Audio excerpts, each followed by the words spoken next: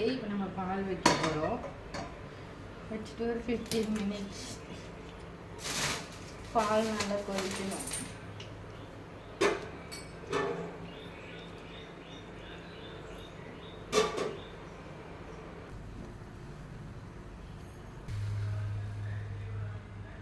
பொங்கு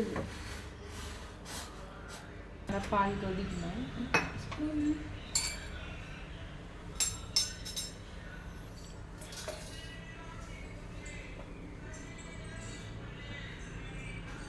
எடுக்காத. இப்போ நல்லா பால் வந்து கொதிக்கணும்.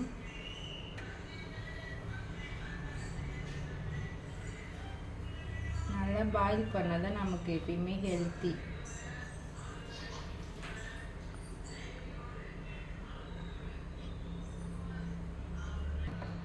இப்போ பால் வந்து கொதிச்சிடுச்சு, நல்லா பாயில்டு ஆகிடுச்சு. பாயில்டு மில்காக தான் இதுக்கு யூஸ் பண்ணணும். அப்போ தான் நம்ம ஹெல்த்தியாக இருக்கலாம், அப்போ தான் உடம்புக்கு நல்லது. இப்போ நம்ம இதில் வடிகட்டிக்கலாம்.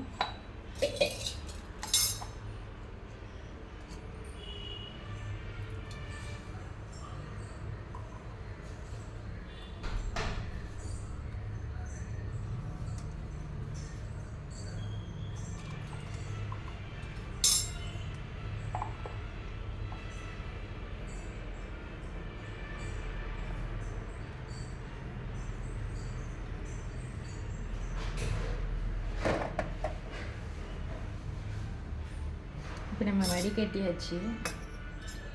இப்போ இதில் 4 டீஸ்பூன் பாதாம் பிஸ்னி ஆட் பண்ணிக்கலாம்.